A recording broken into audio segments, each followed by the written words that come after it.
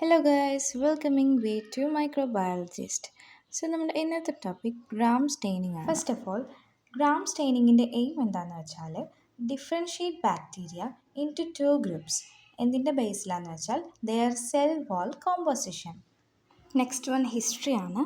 Danish സയൻറ്റിസ്റ്റായ Hans Christian Gram ആണ് ഈ ഗ്രാം സ്റ്റെയിനിങ് കണ്ടുപിടിക്കുന്നത് ഇൻ 1884.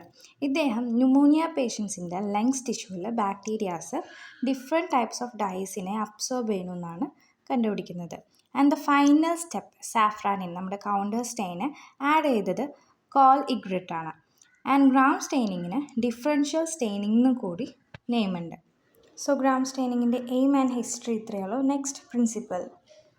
സോ നമുക്കറിയാം ഗ്രാം സ്റ്റെയിനിങ്ങിൻ്റെ എയിം എന്താണെന്ന് വെച്ചാൽ differentiate bacteria into two groups അല്ലേ. അപ്പോൾ ഏതൊക്കെയാണ് ആ ടു ഗ്രൂപ്പ്സ്? ഗ്രാം പോസിറ്റീവ് അല്ലെങ്കിൽ ഗ്രാം നെഗറ്റീവ് ബാക്ടീരിയ. ഗ്രാം പോസിറ്റീവിന് തിക്ക് പെപ്റ്റിഡോഗ്ലൈക്കൻ ലെയറാണ് ഉള്ളത്. ഈ ഗ്രാം നെഗറ്റീവിന് തിൻ പെപ്റ്റിഡോഗ്ലൈക്കൻ ലെയറാണ് ഉള്ളത്. അതേപോലെ ഔട്ടർ മെംബ്രെയിൻ ആബ്സെൻ്റ് ആണ് ഗ്രാം പോസിറ്റീവിന്, ഔട്ടർ മെംബ്രെയിൻ പ്രസൻ്റ് ആണ് Gram negative. So Gram positive ബാക്ടീരിയയ്ക്ക് തിക്ക് പെപ്റ്റിഡോഗ്ലൈക്കൻ ലെയർ ഉള്ളത് കൊണ്ട് തന്നെ നമ്മുടെ പ്രൈമറി സ്റ്റെയിനായ ക്രിസ്റ്റൽ വയലറ്റ് റീറ്റെയിൻ ചെയ്യും. It appears blue or purple കളറിലായിരിക്കും നമ്മുടെ ഗ്രാം പോസിറ്റീവ് ബാക്ടീരിയ കാണുന്നത്. ഇനി ഗ്രാം നെഗറ്റീവിൻ്റെ കേസിൽ പറയുകയാണെങ്കിൽ അതിൻ്റെ ലെയർ വന്ന് തിന്നായതുകൊണ്ട് തന്നെ നമ്മുടെ പ്രൈമറി സ്റ്റെയിനായ ക്രിസ്റ്റൽ വയലറ്റ് റീറ്റെയിൻ ചെയ്യുകയില്ല. അതേപോലെ നമ്മുടെ സെക്കൻഡറി സ്റ്റെയിനായ സാഫ്രാനിൻ്റെ കളറിലായിരിക്കും അത് അപ്പിയർ ചെയ്യുക. It appears red or pink colour. പിന്നെ എടുത്തു പറയേണ്ട ഒരു കാര്യം, നമ്മുടെ ഗ്രാം നെഗറ്റീവ് ബാക്ടീരിയയ്ക്ക് മാത്രം ലിപ്പോപോളിസാക്കറൈഡ് പ്രസൻ്റ് ആയിരിക്കും.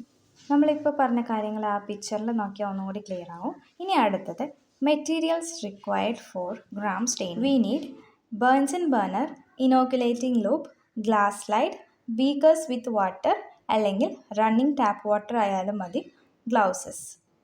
ആൻഡ് ദെൻ ക്രിസ്റ്റൽ വയലറ്റ് നമ്മുടെ പ്രൈമറി സ്റ്റെയിൻ ആയിട്ട് യൂസ് ചെയ്യുന്നത്, മോഡറൻ്റ് ആയിട്ട് യൂസ് ചെയ്യുന്നത് അയഡിൻ, പിന്നെ ഡീകളറൈസർ അസറ്റോൺ ആവാം അല്ലെങ്കിൽ ആൽക്കഹോളും യൂസ് ചെയ്യാം. Last one safranin the counter stain. അടുത്തതായിട്ട് നമുക്ക് ഗ്രാം സ്റ്റെയിനിങ്ങിൻ്റെ പ്രൊസീജിയർ എങ്ങനെയാണെന്ന് നോക്കാം. നമ്മുടെ ഫസ്റ്റ് സ്റ്റെപ്പ് എന്താണെന്ന് വെച്ചാൽ നമുക്കൊരു ബാക്ടീരിയൽ സ്മിയർ പ്രിപ്പയർ ചെയ്യണം. ബിക്കോസ് നമ്മൾ പെട്രിപ്ലേറ്റിലാണ് സ്റ്റെയിൻ ചെയ്യുന്നതെന്ന് വെച്ചാൽ നമുക്ക് റിസൾട്ട് കാണാൻ ബുദ്ധിമുട്ടല്ലേ. സോ നമ്മൾ ആദ്യം ബാക്ടീരിയൽ സ്മിയർ ഒരു ഗ്ലാസ് സ്ലൈഡിൽ പ്രിപ്പയർ ചെയ്യണം. അതെങ്ങനെ ആയിരിക്കണം? മോണോ ലെയർ, അതായത് തിൻ ലെയർ ആയിരിക്കണം. നമ്മളൊരു ദോശ ചുടുന്ന രീതിയിൽ സർക്കുലർ വേയിൽ നല്ല തിന്നായിട്ടായിരിക്കണം എപ്പോഴും ബാക്ടീരിയൽ സ്മിയർ പ്രിപ്പയർ ചെയ്യേണ്ടത്. ഇനോക്കുലേറ്റിംഗ് ലൂപ്പ് വെച്ചിട്ടാണ് നമ്മൾ ബാക്ടീരിയൽ സ്മിയർ പ്രിപ്പയർ ചെയ്യുക. ഞാൻ റൈറ്റ് സൈഡിലൊരു പിക്ചർ കൊടുത്തിട്ട് ജസ്റ്റ് ഒന്ന് റെഫർ ചെയ്താൽ മതി. നെക്സ്റ്റ് സ്റ്റെപ്പ്, നമുക്ക് നമ്മുടെ പ്രൈമറി സ്റ്റെയിനായ ക്രിസ്റ്റൽ വയലറ്റ് 1 മിനിറ്റ് ഈ ഗ്ലാസ് സ്ലൈഡിലേക്ക് ആഡ് ചെയ്തതിന് ശേഷം റണ്ണിങ് ടാപ്പ് വാട്ടറിൽ അത് വാഷ് ചെയ്ത് കളയണം. സെക്കൻഡ്, മോഡേൺ സ്റ്റെയിൻ നമ്മൾ യൂസ് ചെയ്യുന്നു അയഡിൻ. ഇതുപോലെ 1 മിനിറ്റ് നമ്മൾ വെച്ചതിന് ശേഷം വാഷ് ചെയ്ത് കളയണം. തേർഡ് സ്റ്റെപ്പ്, നമ്മൾ ഒരു ഡീകളറൈസർ ആഡ് ചെയ്യുകയാണ്. കെയർഫുള്ളായിട്ട് ചെയ്യേണ്ട ഒരു സ്റ്റെപ്പാണിത്. ആൽക്കഹോൾ അല്ലെങ്കിൽ അസറ്റോൺ ആണ് നിങ്ങൾ യൂസ് ചെയ്യുക. വെറും 10 സെക്കൻഡ് വെച്ചതിന് ശേഷം വാഷ് ചെയ്ത് കളയേണ്ടതാണ്. ഫോർത്ത് സ്റ്റെപ്പ്, നമ്മുടെ കോൾ ഇഗ്രിറ്റ് ആഡ് ചെയ്ത സ്റ്റെപ്പാണ്. സാഫ്രാനിൻ ആഡ് ചെയ്യുന്നു, നമ്മുടെ കൗണ്ടർ സ്റ്റെയിൻ ആഡ് ചെയ്തതിന് ശേഷം വാഷ് ചെയ്ത് കളയണം. റൈറ്റ് സൈഡിൽ താഴെ കൊടുത്ത പിക്ചർ നോക്കിയാൽ നിങ്ങൾക്ക് മനസ്സിലാവും ഓരോ സ്റ്റെയിൻ ആഡ് ചെയ്തതിന് ശേഷം വരുന്ന ഡിഫറൻസ് എന്താണെന്ന്. നമ്മൾ ക്രിസ്റ്റൽ വയലറ്റ് ആഡ് ചെയ്യുന്ന സമയത്ത് ഗ്രാം പോസിറ്റീവ് നെഗറ്റീവിനും ആ വയലറ്റ് കളർ റീറ്റെയിൻ ചെയ്തതിന് ശേഷം ആഡിൻ അത് ഫിക്സ് ചെയ്യുന്നു. ആൻഡ് ദെൻ ഡീകളറൈസർ ആഡ് ചെയ്യുന്ന സമയത്ത് നമ്മുടെ ഗ്രാം നെഗറ്റീവ് ബാക്ടീരിയ കളർലെസ് ആവുന്നുണ്ട് അവിടെ. അതേപോലെ നമ്മുടെ ഫോർത്ത് സ്റ്റെപ്പായ സാഫ്രാനിൻ യൂസ് ചെയ്യുമ്പോഴാണ് ഗ്രാം നെഗറ്റീവിന് പിങ്ക് ഓർ റെഡ് കളർ അവിടെ റീറ്റെയിൻ ചെയ്യുന്നത്. ഇപ്പോൾ നിങ്ങൾക്ക് ഗ്രാം സ്റ്റെയിനിങ്ങിൻ്റെ പ്രൊസീജിയർ മനസ്സിലായെന്ന് വിശ്വസിക്കുന്നു. നമ്മൾ ഈ സ്റ്റെയിനിങ് എല്ലാം യൂസ് ചെയ്യുന്ന സമയത്ത് ഈ സെൽ വാളിൽ നടക്കുന്ന ചേഞ്ചസ് എങ്ങനെയാണെന്ന് ഒന്ന് ഷോർട്ടാക്കിയിട്ട് ഞാൻ പറഞ്ഞു. ഇതാണ് നമ്മുടെ Gram positive and gram negative cell wall. Peptidoglycan layer ഉണ്ട്, പ്ലാസ്മ മെംബ്രെയിൻ ഉണ്ട്. അതേപോലെ തന്നെ നെഗറ്റീവിൽ ലിപ്പോപോളിസാക്കറൈഡ് ലെയർ കൂടെ ഉണ്ട്. പെപ്റ്റിഡോഗ്ലൈക്കൻ ലെയർ ഇവിടെ ഒരു 60% ഉണ്ടെങ്കിൽ അതിൻ്റെ ഒരു 10% മാത്രമാണ് ഗ്രാം നെഗറ്റീവിൽ ഉണ്ടാവുക. നമ്മുടെ ഫസ്റ്റ് സ്റ്റെപ്പായ ക്രിസ്റ്റൽ വയലറ്റ് ആഡ് ചെയ്യുന്ന സമയത്ത് ആ സ്റ്റെയിൻസ് ഇവിടെ പോയി പെപ്റ്റിഡോഗ്ലൈക്കനിൽ പോയിട്ട് അബ്സോർബ് ആവുകയും അത് വന്നൊരു പോസിറ്റീവ് ചാർജാണ് ഈ ക്രിസ്റ്റൽ വയലറ്റ് എന്ന് പറയുന്നത്.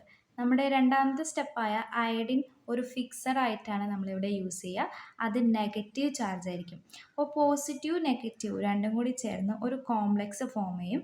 അതിനെയാണ് CVI കോംപ്ലക്സ് എന്ന് പറയുക, ക്രിസ്റ്റൽ വയലറ്റ് അയഡിൻ കോംപ്ലക്സ്. അങ്ങനെ നമ്മുടെ തേർഡ് സ്റ്റെപ്പായ ഡീകളറൈസർ നമ്മൾ ഇതിലേക്ക് ആഡ് ചെയ്യുന്ന സമയത്ത്, ആൽക്കഹോൾ അല്ലെങ്കിൽ അസറ്റോൺ ആഡ് ചെയ്യുന്ന സമയത്ത് ഇത് വന്ന് തിന്നായത് കൊണ്ട് ഇവിടെ എന്ത് സംഭവിക്കും, ആ ഡൈസ് മൊത്തം റിലീസായി പോവും. പോരാതെ തന്നെ ഈ ലെയർ ലിപ്പോപോളിസാക്കറൈഡ് ലെയർ വന്ന് ടോട്ടലി ഡിസോൾവ് ആയിട്ട് പോവും.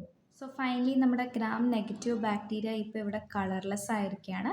സോ നമ്മുടെ ഫോർത്ത് സ്റ്റെപ്പായ സാഫ്രാനിൻ ആഡ് ചെയ്യുന്ന സമയത്ത് ഈ നമ്മുടെ ഗ്രാം നെഗറ്റീവിന് red or pink colour retain ചെയ്യും. ഇവിടെ റീറ്റെയിൻ ചെയ്യില്ല, കാരണം ഇവിടെ ഓൾറെഡി പെപ്റ്റിഡോഗ്ലൈക്കൻ ലെയറിൽ ക്രിസ്റ്റൽ വയലറ്റ് ഉണ്ട്. സോ അവിടെ റീറ്റെയിൻ ചെയ്യില്ല. കളർലെസ് ആയ സ്ഥലത്ത് ഈ സാഫ്രാനിൻ ഡൈ പോയിട്ട് അബ്സോർബ് ആവും. സോ നെക്സ്റ്റ് നമ്മൾ നോക്കാൻ പോകുന്നത് ഫാക്ടേഴ്സ് അഫക്റ്റിംഗ് ഗ്രാം സ്റ്റെയിനിങ് ആണ്. It depends culture, age. നമ്മൾ ഓൾഡ് കൾച്ചറൊക്കെ യൂസ് ചെയ്യുന്നത് കാരണം വോളൊക്കെ ബ്രേക്ക് ആയിട്ടുണ്ടെങ്കിൽ ഡൈ അബ്സോർബ് ആവില്ല. And then media, from which culture the media was prepared, incubation atmosphere. നമ്മൾ ഡസ്റ്റ് അല്ലെങ്കിൽ കണ്ടാമിനേറ്റഡ് റൂംസിലൊക്കെ ഇരുന്നിട്ടാണ് നമ്മൾ ഈ സ്റ്റെയിനിങ് ചെയ്യുന്നതെന്ന് വെച്ചാൽ അതിൻ്റെ റിസൾട്ടിനെ അഫക്റ്റ് ചെയ്യും. And last one staining method. നല്ല കെയർഫുള്ളായിട്ട് ഹാൻഡിൽ ചെയ്യണം ഈ എല്ലാ പ്രോസസ്സും. അതായത് നമ്മൾ ഈ ഡൈയിങ് പ്രോസസ്സൊക്കെ കെയർഫുള്ളായിട്ട് ഹാൻഡിൽ ചെയ്താൽ മാത്രമാണ് നമുക്ക് കറക്റ്റായിട്ട് അക്യുറേറ്റ് റിസൾട്ട് കിട്ടുള്ളൂ. ഗ്രാം സ്റ്റെയിനിങ് യൂസസ് എന്തൊക്കെയാണെന്ന് നോക്കാം. ഐഡൻറ്റിഫിക്കേഷൻ ഓഫ് ബാക്ടീരിയ പോസിറ്റീവ് ആണോ നെഗറ്റീവ് ആണോ എന്ന് ഐഡൻറ്റിഫിക്കേഷൻ ചെയ്യാൻ.